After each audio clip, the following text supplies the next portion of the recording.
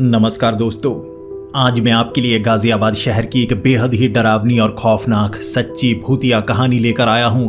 इस कहानी को सुनने के बाद आपको अंधेरे से डर लगने लगेगा, और कैसा डर कि अंधेरे में आपको कोई आकृति ना दिखे, इस चीज से डरेंगे। अब ज्यादा समय ना बर्बाद करते हुए सीधे इस कहानी की तरफ बढ़ते हैं। तो ये कहानी है शिवराम जी की, जो कि गाजियाबाद शहर के रहने वाले हैं। ये बात लगभग 7 साल पहले की है। 7 साल पहले वो उत्तर प्रदेश के एक छोटे शहर के रहने वाले थे। वहाँ से गाजियाबाद आ चुके थे और यहाँ पर 1 साल अच्छी नौकरी की तलाश में वो काफ़ी भटकते रहे। अब उन्हें एक ठीक ठाक नौकरी मिल चुकी थी और जिसके बाद उन्होंने यहाँ पर एक फ्लैट लिया।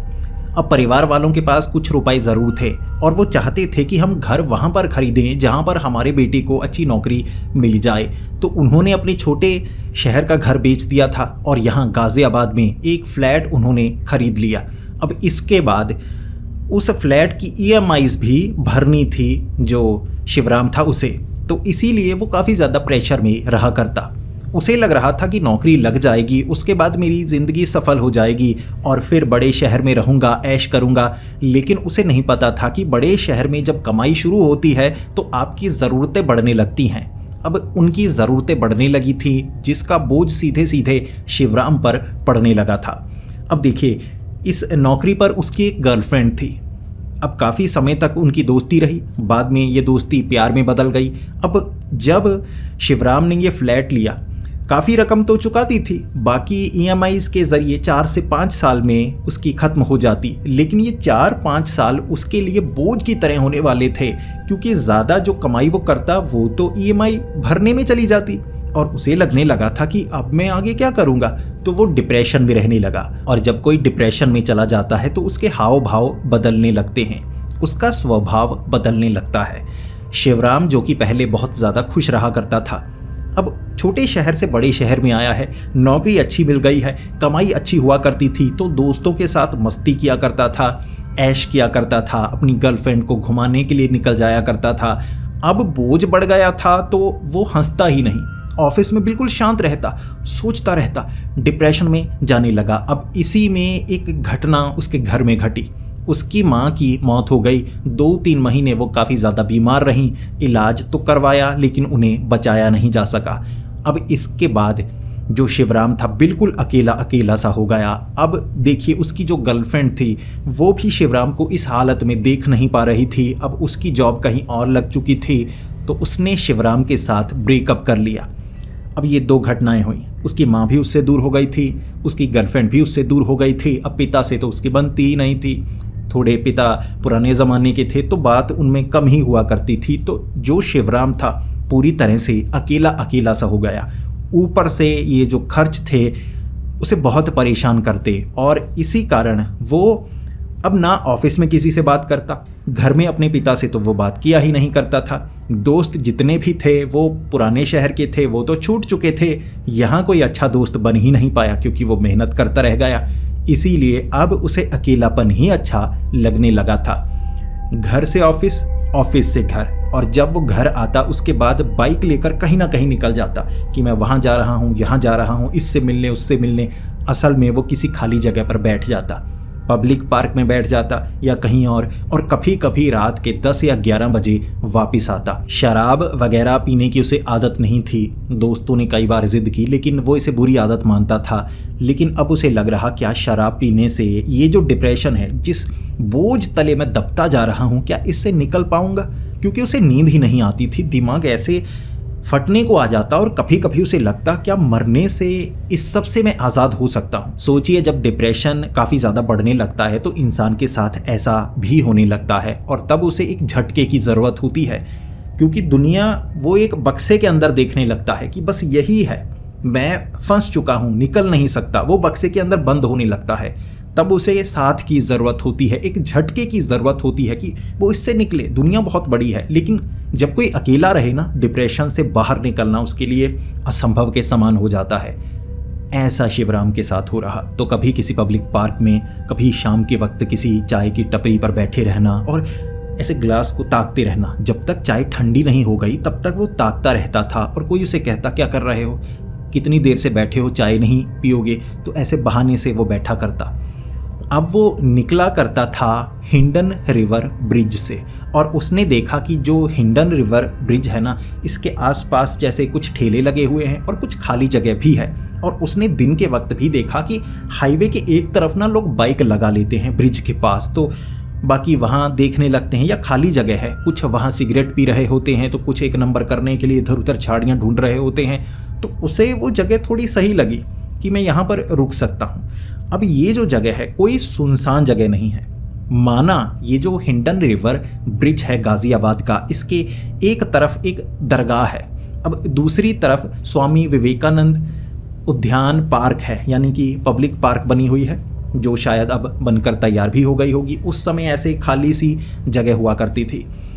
तो जो शिवराम था, एक बार बाइक शिवराम ने वहाँ पर रोकी। वहाँ पर लगे हुए थे एक तरफ तरबूज। उसे लगा था कि घर में तरबूज लेकर चलता हूँ, पिता को पसंद है तो वो खा लेंगे। लेकिन तभी उसने एक तरफ देखा कि जगह काफ़ी अच्छी है, तो तरबूज थोड़े अच्छे नहीं थे, तो एक तरफ जाकर वो बैठ गया। अब आधा घंटा वो बैठा। धीरे धीरे ये वक्त 10:30 का होगा। अब 10:30 बजे भी यहाँ काफ़ी ज़्यादा भीड़ होती है।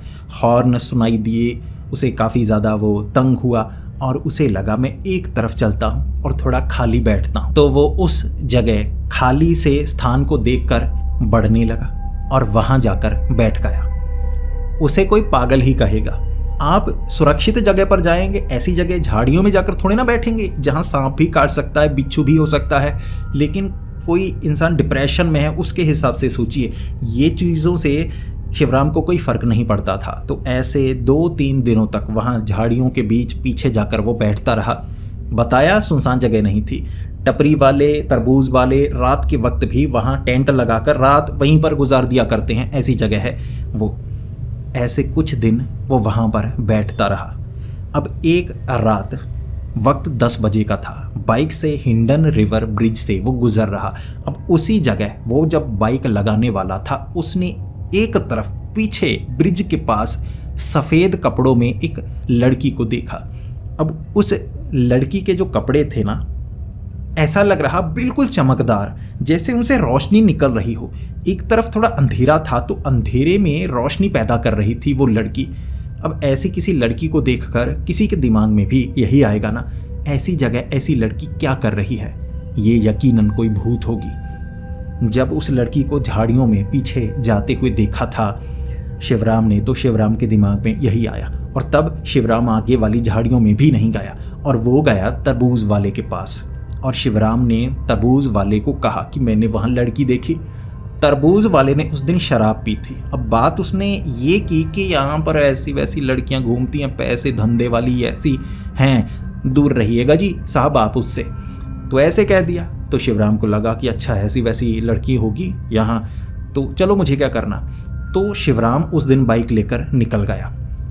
जिसके बाद 2-3 दिन बाद फिर से उसने उस लड़की को उस जगह देखा। अब शिवराम खास तौर पर बाइक लगाकर उस जगह जाता तो उसे वो लड़की वो सड़क से नीचे उतरती हुई 2-3 बार नजर आई। और उसने एक बार फिर से तरबूज वाले से बात की, और इस बार जो तरबूज वाला था उसने शराब नहीं पी थी। तो तरबूज वाले को कहा, यार मुझे वो लड़की अच्छे घर की तो लगती है, ऐसे बुरी भी नहीं लगती। तुम कह रहे थे कि कोई धंधे वाली ऐसी वैसी लड़की है वो। तरबूज वाले ने कहा कि जी मैंने ऐसा कब कहा। फिर तरबूज वाले ने कहा कि जी ये जो हिंडन रिवर ब्रिज है ना, यहाँ पर बहुत कुछ ऐसा होता है जो बड़ा अजीब होता है। यहाँ कभी कभी छोटे मोटे हादसे होते हैं और कुछ लोग कहते हैं कि उन्हें कुत्ते नजर आए। अब सोचिए एक हाईवे वाला ब्रिज है, ऐसे वहाँ पर कुत्ते नजर नहीं आते, लेकिन कभी कभी कुछ लोग जो बाइक से रात के 12 बजे 1 बजे वहाँ गिर जाते हैं, तो कोई आसपास जो टेंट लगाए तरबूज वाला है, कोई और जा गाड़ी से निकलता हुआ तो मदद करने के लिए आता है ना, वो पूछता है क्या हुआ भाई, गिर क्यों गए, शराब तो नहीं पी। तो ऐसे कई लोगों ने ये कहा कि भाई मेरे सामने कोई कुत्ता आ गया, मेरे सामने ना एक लड़की ने हाथ दिया तो मैं उससे बचते बचते नीचे गिरा, पता नहीं कहाँ से आ गई। और जब उन्होंने पीछे मुड़कर देखा तो उस जगह कोई लड़की थी ही नहीं। अब ब्रिज है भाई, ब्रिज के कोई इस तरफ भागे या इस तरफ भागे तो निकलने में समय लगेगा, लेकिन फिर वो लड़की जो सफ़ेद कपड़ों में वो गायब हो गई। ऐसा तरबूज वाले ने कहा जब शिवराम को, तो शिवराम भी थोड़ा घबराने लगा, थोड़ा सोचने लगा और फिर उसे लगा यार ऐसा भी हो सकता है, सुना तो यही है। तो शिवराम ने सोचा कि मैं अब उस जगह ना बाइक नहीं लगाऊंगा, थोड़ा आगे निकल कर वो जो पार्क है ना खाली, उसके पास लगाऊंगा। और वैसे भी पार्क में आराम से बैठा जा सकता है, खाली सी जगह, ठीक है, वो जगह सही है, सुरक्षित है। अगली बार जो शिवराम था दोबारा वहाँ पर आया, क्योंकि उसके पास कोई खास जगह नहीं थी। काम से घर में जाते वक्त इस जगह का, वो इस रास्ते का इस्तेमाल करता था, तो यहाँ रुकूंगा तो ज़्यादा समय बर्बाद नहीं होगा और मुझे ज़्यादा समय मिलेगा। ये सोचकर फिर से आगे जाकर बाइक लगाने लगा शिवराम और एक बार उस जगह बैठा। दूसरी तीसरी बार होगा, उसने एक आदमी को देखा जो पीछे से झाड़ियों से निकल कर आया और वो भी थोड़ा, कोई 20 से 30 फुट की दूरी पर इस तरफ वाली झाड़ियों में बैठ गया, बिल्कुल ऐसे। अब ये ऐसी जगह है, कई बार दिन के वक्त कहते हैं यहाँ लड़के लड़कियां भी बैठे होते हैं, तो समझ सकते हैं कि ऐसी झाड़ियों की मैं बात कर रहा हूँ। तो ऐसी झाड़ियों में वो आदमी भी बैठा, तो शिवराम को लगा ठीक है, उसे भी अकेलापन पसंद होगा तो वो भी उस तरफ बैठा होगा। अब शिवराम उस जगह काफ़ी समय तक बैठता रहा, लगभग 20 से 25 दिनों तक, और 3 से 4 बार उसने उस आदमी को भी पास में आकर बैठते हुए देखा। वो आदमी भी उसी जगह बैठा करता था जो उसकी पक्की जगह होगी। अब इस जगह शिवराम बैठा करता था, ये इसकी पक्की जगह है। अब शिवराम के लिए 1 घंटा लगभग 10 मिनट के बराबर होता, क्योंकि वो डिप्रेशन में था। तो जब बैठा होता तो एक टक लगाकर देखता रहता किसी चीज़ को। घंटा गुजर जाता, जब घड़ी देखता फिर उसे समझ में आता अरे घंटा निकल गया है, क्योंकि दिमाग चलता रहता कि ये हो गया वो हो गया, आगे ज़िंदगी कैसी होगी, कोई नहीं अपना, ये वो डिप्रेशन वाला ऐसे सोचता है, तो घंटा निकल जाता। वो आदमी भी पास में बैठा होता तो ज़्यादा ध्यान उस तरफ जो शिवराम था उसका जाता ही नहीं। अब एक बार शिवराम क्या कर रहा था, झाड़ियों में घुस रहा, तो उसने जो लड़की सफ़ेद कपड़ों वाली थी पास में झाड़ियों से बाहर निकलती हुई देखी। अब देखिए शिवराम के सामने यह घटना हुई, झाड़ियों से वो लड़की हाईवे में पहुंची, हाईवे में पहुंचते धुएं की तरह गायब हो गई। बिल्कुल साफ कि ये कोई सफ़ेद कपड़ों वाली लड़की की प्रेत आत्मा थी। कोई दुर्घटना घटी होगी जिस कारण उसकी आत्मा यहाँ भटक रही होगी, तो गायब हो गई। लेकिन शिवराम डरा नहीं, क्योंकि वो काफ़ी ज़्यादा दूर थी। शिवराम यहाँ आकर बैठा। अब उस तरफ से जब आदमी शायद झाड़ियों में चल रहा होगा, चलने की आवाज़ आई। शिवराम डरा, वो लड़की तो नहीं। उसने देखा वो आदमी जो अंधेरे में ज़्यादा नज़र भी नहीं आ रहा, लेकिन कपड़ों से साफ था कि कोई आदमी है। तो चलते हुए जब बैठने लगा तो शिवराम ने उसे सतर्क किया, भाई साहब ज़रा ध्यान से, मैंने वहाँ एक औरत को देखा सफ़ेद कपड़ों में, भूतनी थी वो, भूतनी। और उस आदमी ने जवाब दिया, कोई बात नहीं, डरने की क्या बात है, ऐसी जगहों पर ऐसा होता है। तो शिवराम ने बस सतर्क किया और ऐसे ही बैठ गया। लेकिन इतना था कि बात हुई पहली बार उस आदमी से। तो कुछ समय बाद उस आदमी ने भी कहा, भाई साहब आप इससे डरते हो तो यहाँ क्यों आते हो? आपको नहीं लगता कि यहाँ आपके सामने वो आ सकती है? फिर शिवराम ने कहा, अरे नहीं नहीं, मैंने उसे कई बार देखा है, वो उस ब्रिज के आसपास ही मुझे नज़र आती है, ज़्यादा कुछ डराती वगैरह तो नहीं है, लेकिन चलती हुई गायब होती हुई मुझे कई बार नज़र आई है। फिर उस आदमी ने कहा, अच्छा तो आपको कई बार नज़र आई, आपको डर नहीं लगा? शिवराम ने कहा, नहीं ज़्यादा डर नहीं लगा, अब क्या करूं, ज़िंदगी ज़्यादा डरावनी है, ऐसी चीज़ों से अब डर नहीं लगता। तो बातों से साफ था कि शिवराम काफ़ी डाउन है, आज काफ़ी बुरा महसूस कर रहा था। फिर उस आदमी ने कहा, भाई साहब ऐसी चीज़ों से दूर ही रहना चाहिए, मैं आपको कहता हूँ अगर आपको वो नज़र आए तो उसकी तरफ देखा मत कीजिए, यहाँ ऐसा कुछ बहुत बार देखा गया है। अब शिवराम उससे बात करना नहीं चाहता था, लेकिन शिवराम कोई बुरा आदमी भी नहीं था कि सामने से कोई सवाल पूछे और वो जवाब ना दे। अब कन्वर्सेशन के लिए सवाल पूछना और जवाब देना ही होता है, एक पूछे दूसरा जवाब दे। अब ऑफिस में वो अकेला इसलिए था कि कोई उससे बात ही नहीं करता था। अगर ये कुछ पूछे ही ना तो सामने वाला बात करेगा ही नहीं, लेकिन अगर सामने से कोई सवाल पूछ रहा है तो जो शिवराम था जवाब ज़रूर देता था। थोड़ा चिढ़ता था लेकिन जवाब उसे देना ही पड़ता। तो वो आदमी था ना बार बार कुछ ना कुछ पूछे जा रहा कि भाई साहब ऐसे रात के वक्त आप यहाँ आते हैं, डर नहीं लगता? अरे ये जगह बड़ी सुनसान है, ऐसे होता है वैसे होता है। तो शिवराम को बार बार जवाब देना पड़ा, जी हाँ हाँ ठीक है, बस क्या करूँ ऐसे वैसे। अब वो पूछे जा रहा। शिवराम थोड़ा थोड़ा चिढ़ने लगा था, लेकिन उसके बावजूद वो मना नहीं कर रहा था, चलो कोई पूछ ही रहा है। फिर उस आदमी ने कहा, भाई साहब आपको एक और चीज़ दिखाऊं जो सबसे ज़्यादा अजीब है, किसी का ध्यान उस तरफ बिल्कुल नहीं जाता। शिवराम ने कहा, हाँ बताओ। उसने कहा, ज़रा 2 कदम आगे बढ़ाकर नीचे की तरफ देखिएगा, आपको आग नज़र आएगी। शिवराम ने उठकर 2 कदम आगे बढ़ाकर एक तरफ नीचे की तरफ देखा तो सच में नीचे आग लगी हुई थी, जैसे किसी ने लकड़ियाँ रखी हों, आग सो लग रही हो, धुआं ज़्यादा नहीं हो रहा। फिर ये देखने के बाद शिवराम पीछे बैठा और शिवराम ने कहा, जी बिल्कुल आग तो है, लेकिन आप बताना क्या चाहते हैं? तो उस आदमी ने कहा कि ये आग पिछले 10 सालों से जल रही है। हर रात अंधेरे के बाद तुम्हें ये आग जलती हुई दिखेगी, कभी नहीं बुझती, चाहे बारिश में आकर उस तरफ देख लेना। शिवराम ने ये सुनने के बाद थोड़ा महसूस किया, अच्छा, उसे लगा झूठ भी हो सकता है, लेकिन सच भी तो हो सकता है, मैं उस तरफ जाऊंगा नहीं। अब कुछ समय ऐसे और भी बातें होती रहीं। कई दिनों बाद दोपहर के समय हल्की बूंदाबांदी हुई थी, थोड़ी बारिश हुई थी। अब शाम के वक्त यहाँ ठीक ही थी, जगह थोड़ी गीली थी, लेकिन शिवराम को क्या था कि कपड़े गंदे होते हैं तो अब वॉशिंग मशीन है, डाल दूंगा, ऑटोमेटिक है, सुबह तक सूखे हुए मिल जाएंगे, क्या है तो क्या हो, गंदे हो गए तो। शिवराम उसी जगह बैठा, वो आदमी भी उसी जगह आ गया और उसके बाद उसने शिवराम को खास तौर पर कहा कि वो देखो आग अब भी जल रही होगी। शिवराम क्यूरोसिटी में ये देखने के लिए उठा और सच में आग जल रही थी, जबकि आसपास लकड़ियां हो, कुछ भी हो, हर चीज़ गीली होगी, उसके बावजूद आग लगी हुई। फिर शिवराम ने उस आदमी को कहा, अरे सच में, लेकिन वो आग हमेशा जलती क्यों रहती है, कारण क्या है? उसने कहा, मुझे नहीं पता, इसे कोई जलाता है, हर रात जलाता है। लकड़ियां भी ऐसी हैं जो सुलगती हैं लेकिन कभी खत्म नहीं होती, ये वही लकड़ियां हमेशा जलती रहती हैं। और फिर जैसे ही शिवराम का ध्यान आगे बढ़ा ना, नीचे की तरफ सफ़ेद कपड़ों में जाती हुई वो लड़की नजर आई। अंधेरा था, कोई सफ़ेद कपड़ों में होता दिखता तक नहीं, लेकिन उसके कपड़े जैसा मैंने बताया रोशनी छोड़ रहे थे, तो अंधेरे में पता लग रहा कोई नीचे जा रहा है सफ़ेद कपड़ों में, ये वही लड़की है। शिवराम ने इशारा करके बताया और फिर वो आदमी कहने लगा, अरे डरने की कोई बात नहीं है, ऐसा बहुत कुछ होता है, लेकिन शिवराम इस बार देखना चाहता था, जानना चाहता था, और ये दिन ऐसा था, थोड़ा अच्छा तो गया था उसका।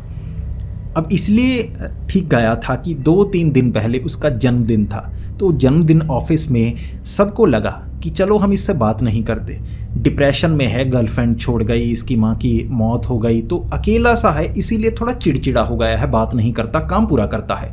तो ऑफिस में सबको लगा चलो यार सेलिब्रेट करते हैं, एक दिन इसका अच्छा बना ही देते हैं। उस दिन ऑफिस में नीचे वाले फ्लोर की लड़कियां, लड़के सब इकट्ठा हुए थे, तो कुछ लोगों ने उससे बात की। अब इसी कारण वो दिन उसका बहुत अच्छा गया और उसके बाद थोड़ा उसे अच्छा महसूस हुआ। अगले दिन भी उसके पास आकर सब मजाक कर रहे कि इसका यार थोड़ा दिन अच्छा बनाओ। तो ऐसे 2-3 दिन थोड़े दोस्त बने नए, तो उसे अच्छा महसूस हो रहा। अब सब कुछ ठीक लग रहा तो उसे लगा मैं देखूं तो। उसने कहा मत जाओ, उसके पीछे मत जाना, तुम डर जाओगे। तो जो शिवराम था वो कहने लगा कोई बात नहीं, अब इससे ज़्यादा क्या ही डरूंगा, मेरी ज़िंदगी बहुत खौफनाक है।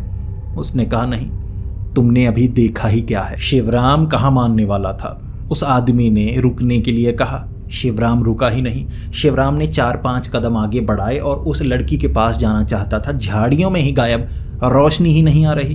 अब कहाँ गई वो पता ही नहीं चला। फिर शिवराम जो उस आदमी से भी आगे निकल गया था, पीछे की तरफ आ रहा। अब करीब से जो शिवराम था उसने उस आदमी को देखा, करीब से भाई इतना काला, सफ़ेद आंखें नजर आ रही। करीब से देखा पूरा काला था, जैसे कपड़े भी उसने पूरे काले ही पहने हों। इसके बाद जो शिवराम था वो वहाँ खड़ा होकर उससे बात कर रहा, अरे भाई साहब गायब ही हो गई, एक बार देखना चाहिए था हमें, आप मेरे साथ तो आ ही सकते थे ना, तो इकट्ठे देखते। उसने कहा नहीं, तुम्हें नहीं जाना चाहिए उसके करीब, यहाँ बैठते हो ठीक है, लेकिन किसी को परेशान करोगे तो वो तुम्हें परेशान करेंगे, इसीलिए इससे दूर रहना चाहिए। नज़र आ गया, डर लगा, चलो बस परेशान मत करना। अब जो शिवराम था थोड़ा शरारती था, खुश था तो थोड़ी शरारत करने का मन कर रहा, तो उसने मोबाइल निकाला, देखूं तो सही है कौन, कोई रईस आदमी है, या कोई ठेले वाला है? देखूं तो सही, कभी पूछा ही नहीं और ना इसने कभी जवाब दिया। बातें सिर्फ वो आदमी पूछा करता था, जवाब सिर्फ शिवराम दिया करता था। आज शिवराम देखना चाहता था, मोबाइल की टॉर्च जलाई। अब टॉर्च जलाई, सामने रोशनी पड़ रही थी। वो काला नहीं था, उसके कपड़े काले नहीं थे, वो एक परछाई थी जिसकी 2 सफ़ेद आंखें थीं। मोबाइल की टॉर्च इतनी तो होती है कि सामने कोई हो, उसका चेहरा नजर आए। अगर चेहरे पर काला पेंट लगाया है, इतना काला पेंट लगाया है, फिर भी चमक तो दिखेगी ना। वो एक परछाई थी जो वहां पर बैठी हुई, सफेद आंखें थी उसकी, सफेद। परछाई ने जवाब दिया, तुम्हें किसी को परेशान नहीं करना चाहिए, ये लाइट बंद करो। जो शिवराम था, ऐसे हाथ कांपने लगे उसके, समझ गया वो लड़की भूत थी। आग जलती है, ये भी कोई सुपर नेचुरल घटना है जिसका जवाब उसके पास नहीं था।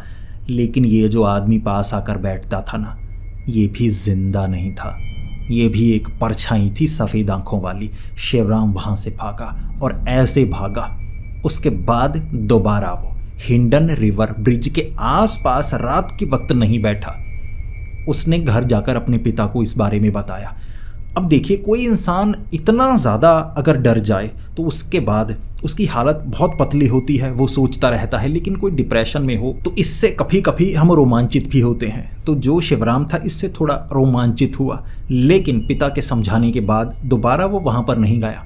क्योंकि ऐसी घटनाएं अगर हमारे साथ इनकी शुरुआत हो जाए तो धीरे धीरे ये बढ़ती चली जाती हैं, चाहे कोई डिप्रेशन में हो या कोई साधारण इंसान हो। जब घटनाएं होना एक बार शुरू हो जाए ना, वो बढ़ती जाएंगी और फिर कुछ बुरा होने के चांस ज़्यादा बढ़ सकते हैं। और इसीलिए कहते हैं जो डिप्रेशन में हो, जो काफ़ी ज़्यादा नकारात्मक हो जाए, जिसे अपनी ज़िंदगी ज़्यादा अच्छी ना लग रही हो कि मैं बहुत बुरा हूँ, मेरे साथ बुरा हो रहा है, ऐसे लोगों को भूत प्रेत ज़्यादा नज़र आते हैं। ये चीज़ आप नोटिस कीजिएगा। जब आप खुश होते हैं, ऐसी जगह पर भी आप जाएंगे, आपको कुछ नज़र नहीं आएगा। लेकिन जब आपका दिन बहुत बुरा हो, आप सच में नकारात्मक ऊर्जा को महसूस कर रहे हों, ऐसी जगह पर अगर आप जाएंगे तब आपको ऐसा कुछ नज़र आ सकता है।